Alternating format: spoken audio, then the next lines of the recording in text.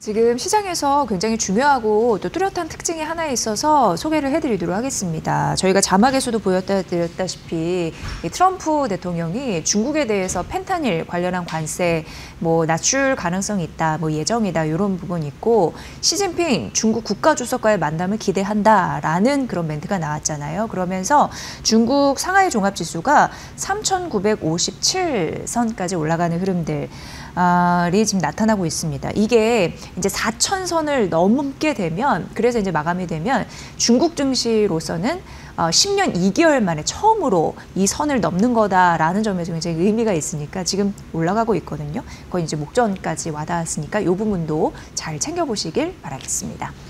저희가 이제 SK하이닉스 오늘 장 시작 전에 발표가 됐고 여러 가지 오늘도 주가 강세의 힘을 좀 이어가고 있는데 오늘은 이 기업을 중심으로 저희가 인사이트 플러스에서 점검해 드리도록 하겠습니다. 조우진 타키오뉴스 대표 나오셨습니다. 어서 오세요. 예, 안녕하세요. 네.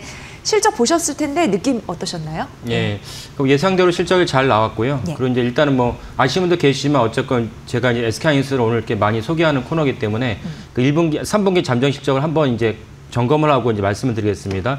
매출이 이제 24조 한 4천억쯤 나왔고요. 영업이익이 이제 11조 이제 3천억쯤 나왔는데 순이익이 이제 12조가 넘었습니다. 이제 보통은 영업이익보다 순이익이 좀 낮은 편인데 SK하이닉스는 독특하게 이제 순이익이 영업이익보다 큽니다. 그래서 이 부분도 좀 눈여겨보시면 좋을 것 같습니다. 그래서 SK하이닉스가 사실 이런 식으로 가다 보면은 4분기 실적은 아직 안 나왔지만은 전체적으로 이렇게 전망했을 때 올해 영업이익이 45조가 되지 않을까라고 생각을 하고, 그리고 아까 말씀드린 영업이익보다 순이익이 더 높기 때문에 영업이익 순이익이 높다는 순이익을 갖다 관점을 보면 순이익은 46조가 넘을 것 같습니다. 그러니까 이런 거는 대단한 수치이고, 그래서 이런 대단한 수치를 갖다가 바탕으로 결국 이제 SK하이닉스가 저를 계속 방송하시는 분들, 방송 보시는 분들 아시겠지만 저는 지속적으로 SK하이닉스에 대해서 아주 강력하게 이제 긍정적으로 말씀을 드렸고, 근데 말씀을 드렸는데도 저도 막상하게 SK하이닉스가 50만 원이 넘어가고 거침없이 55만 원까지 가는 것 보니까 야, 이게 너무 많이 오르는 거 아닌가 싶기도 하지만, 그러나 냉정하게 수치를 바라보고 SK하이닉스의 어떤 그 근간, D램, H배 이런 것도 살펴본다면 사실상 이런 수치들과 최소한 주가는 여전히 저평가되어 있다. 이런 가지고 SK하이닉스를 갖다 보시면 좋을 것 같습니다. 그리고 해외에서도 대표적으로 시티그룹도 긍정적으로 계속 바라보더라고요. 예. 전망치가 실적에 대한 눈높이는 자꾸 높아지는 듯합니다. 강세 요인. 예. 그러니까 결국은 이렇게 실적이 잘 나왔으니까, 근데 어저께 이제 SK하이닉스에서 우리나라 개인들이 많이 파셨더라고요. 그러니까 팔았다는 거는 내가 차익을 거두었다. 예. 당연히 이제 오르면 차익을 거두고 차익을 거둔 걸 갖고 다양한 방면 쓰시는 게 맞는데, 제가 말씀드리는 이유는 만약에 내가 당장 급한 돈이 필요해서 다음 주 한 달에 급한 돈이 필요해서 팔았으면 어쩔 수 없는데, 그것이 아니고 많이 올랐어. 야, 50만 원이 넘었어. 이게 지금 말이 되느냐? 이러면서 파셨다면은 사실은 SK하이닉스의 본질에서 다시 한번 점검해 봐야 되고, SK하이닉스 본질은 결국 D램과 낸드 플래시 반도체밖에 없지 않습니까? 메모리 반도체밖에 없는데, D램에 대한 전망이 좀 전에 이렇게 앵커께서 얘기하신 대로 시티그룹의 전망을 보면은 앞으로 더 올라요. 심지어 심지어 D램뿐만 아니라 낸드 플래시도 더 올라가 돼가지고, 낸드 플래시가 사실은 내년 4분기까지 완전히 완판됐다는 것입니다. SK하이닉스. 낸드 플래시도 몇 개 기업이 안 만들거든요. 1위는 낸드 플래시의 1위 기업은 삼성전자고, 2위가 SK하이닉스고, 3위가 키옥시하고 이런 식으로 떨어지는데, 그 주요 메이저 기업의 낸드 플래시가 내년까지 완판됐다는 것입니다. 결국 이 말은 뭐냐? 전체적으로 이제 수요보다는 공급이 적기 때문에 SK하이닉스 비롯한 공급업체 입장에서는 이거 다 상황을 아니까, 그러면 낸드 플래시나 메모리 D램에 대해서 가격을 다 올리고 있다. ASP 올리고 있다. 이렇기 때문에 아까 말씀드린 대로 지금 3분기 실적도 엄청나게 잘 나왔지만 4분기 실적은 더 잘 나올 것이다. 통상 반도체 업계는 4분기 실적이 3분기보다 안 좋습니다. 안 좋을 수밖에 없는 게 여러 가지 이유가 다 있습니다. 그런데도 불구하고 4분기 실적이 3분기보다 더 좋을 거라는 건 아까 말씀드린 ASP가 계속 올라가고 있기 때문에, 그래서 개인들이 만약에 어쩔 수 없이 내가 다음 주 한 달에 꼭 자금이 필요해서 파셨다면 이해가 되지만, 야, 50만 원이 넘었어. 얘 더 가겠어? 이런 맥락 파셨다면 그건 좀 잘못된 결정이다. 왜냐하면 전체적으로 반도체 슈퍼사이클이 4분기는 물론이고냐 내년까지도 쭉 지속될 것이다. 그럼 지속된다면 SK하이닉스의 주가도 올라간다. 이렇게 보시면 되겠습니다. 네. 말씀해 주실 때 그 키옥시아 때문이야, 막 이런 말씀 해주셨잖아요. 그런 자회사죠, SK하이닉스. 되게 톡톡한 역할을 지금 해내는 듯합니다.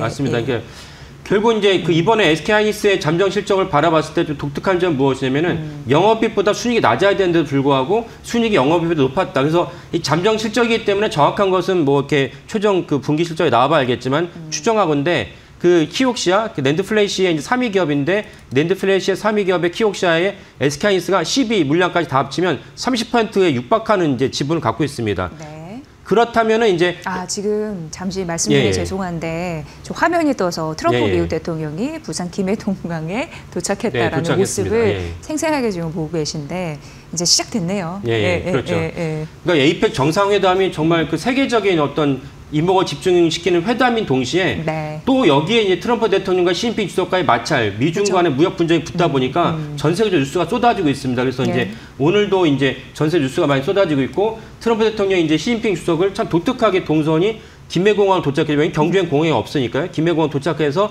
오늘 이제 그 경주로 이동합니다. 이제 헬리콥터를 타고 이동을 하고 거기서 또 이제 차량으로 이동한다고 알고 있는데 저녁 때 이제 오후에는 이제 이재명 대통령 만나고 저녁 때는 이제 만찬도 참석을 하는데 다시 시진핑 주석을 만나러 부산으로 또 이동을 합니다. 가야죠. 그래서 이런 독특한 어떤 동선도 좀 특이하다라고 볼 수가 있습니다. 그래서 시진핑 주석을 만나서 우리가 다 주목하는 대로 아직은 이제 사인을 안 했으니까 주목하는 대로 월스트리트저널이 말한 대로 만약 펜타닐 관세를 갖다가 10% 트럼프 대통령 낮추고 시진핑 주석은 이제 그 히토류에 대해서 1년간 또 안정적으로 공급을 하겠다는 것이 확인이 된다면 전 세계 시장은 이제 또 한 번 붐업이 되지 않을까라고 전망을 합니다. 트럼프 대통령이 탑승한 에어포스 원 김해공항에 지금 착륙하는 모습 보고 계시고요.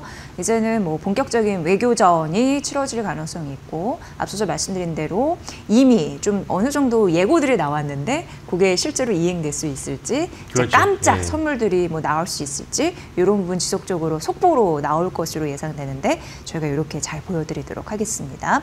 일단 비행기 김해공항 착륙 이슈 전해드렸고요. 바로 이어서 키옥시아 얘기 이어서 가보도록 하겠습니다. 아까 키옥시아 얘기를 좀 더 드리면은 키옥시아가 낸드플래시 3위 기업인데 SK하이닉스가 키옥시아의 지분을 이렇게 10위까지 합쳐 30%도 갖고 있습니다. 그래서 만약에 28년도 이후에는 SK하이닉스가 키옥시아 지분을 추가로 획득할 수가 있는데 이거는 뭐 일본 정부랑 이제 풀어야게 문제겠지만 어쨌건 그런 관점에서는 SK하이닉스가 키옥시아의 경영권을 가질 수 있는 그런 어떤 그 시점에 도래했다. 근데 중요한 것은 무엇이냐? 낸드플래시도 가격이 계속 오르고 있어요. 낸드플래시 가격도 오르고 있으니까 SK하이닉스 입장은 낸드플래시 가격이 떨어졌을 때는 키옥시아에 대한 진부 평가 손이 발생합니다. 그러니까 지금 이 얘기를 왜 한참 드리냐?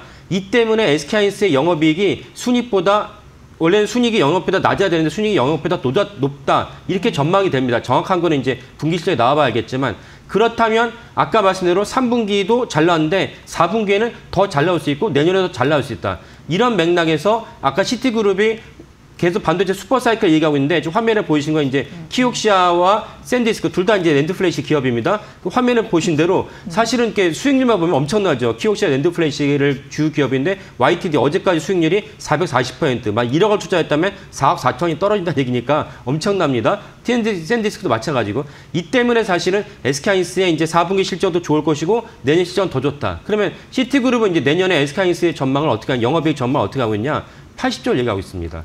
그러니까 올해 5월 달에 맥쿼리, 호주 맥쿼리 증권이 SK하이닉스의 내년도 26년도 영업이익을 갖다 60조 얘기했을 때 많은 분들이 야 60조 정말 언감생심 뭐 상상도 안 된다 이렇게 얘기했는데 이 반도체 슈퍼사이클이 온기가 AI로 비롯된 AI 비롯된 반도체 슈퍼사이클이 낸드 플래시로 확산이 되면서 사실은 동일하게 이제 그 SK하이닉스도 거기에 대해서 수혜를 입는데 키옥시아에 대한 반도체 평가 이익도 생기고 그러면 내년에 영업이익 갖다가 80조가 사실은 이제 터무니없는 수준은 아니다. 뭐 시티그룹 같은 데가 터무니없을 수치를 말할 일이 없겠죠. 그러면 내년에 SK하이닉스가 영업이익이 80조가 난다.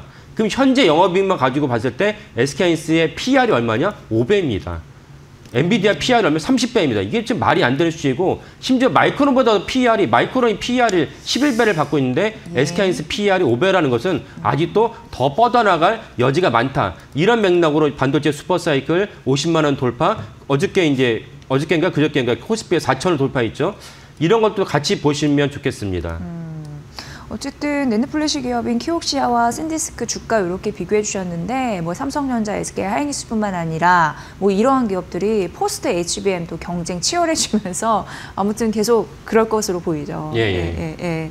중요하고. 근데 SK 하이닉스를 바라보는 뭐 염려되는 시점 이런 것도 있는지가 궁금하고요. 어떻게 보세요? 맞습니다. 그래서 지금까지 말씀드린 거는 SK 하이닉스의 긍정적인 측면을 보시면 되겠고. 오늘 새벽에 나온 엔비디아가 정말 예상을 했지만 정말 인류 역사상 최초로 시총 5조 달러. 200달러도 갔고요. 5조 달러 돌파할 것 같은 그런 분위기로 어저께 오늘 막 거의 5% 올랐습니다. 이유는 이제 젠슨항 CEO가 여러 가지가 있지만은 젠슨항 CEO가 4분기를 포함해서 내년 나머지 4분기 다 합쳐 5개 분기죠. 5개 분기에 걸쳐가지고 차세대 버전인 블랙에리 루빈이 5천억 달러를 팔릴 것 같다.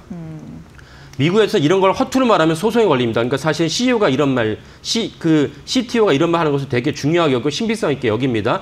그렇다면은 과거에 그 다음 아래 버전이었던 하퍼가 비슷한 시기에 1,000억 달러가 팔렸기 때문에 그것만 해도 놀라워서 오늘의 엔비디아를 만들었는데 그 다음 버전인 그 블랙 앤 루빈이 5천억 달러를 팔린다고 하면은 이건 그보다 5배가 높지 않습니까? 이 때문에 엔비디아가 주가가 올라갔고 그러면 엔비디아에다가 HBM의 주 공급자인 HBM3E의 12단을 SK하이닉스가 완벽하게 100% 공급하고 있습니다. 다른 버전도 90% 공급을 하고 있는데 이 SK하이닉스에 대한 주가 부양업도 되는 중요한 발언이었는데 SK하이닉스의 그럼 부정적인 것은 무엇이 있느냐? 부정적인 것은 당연히 이 독점적으로 시장을 엔비디아 고가 칩에 HBM 납품하고 있는데 여기에만 경쟁자가 생긴다면 경쟁자라는 것은 우리가 다 알다시피 만약 삼성전자입니다. 만약 삼성전자가 지금까지는 HBM3, 3E, 3E에서 12단까지는 번번이 뭐 납품할 것처럼 한번 납품 못했습니다.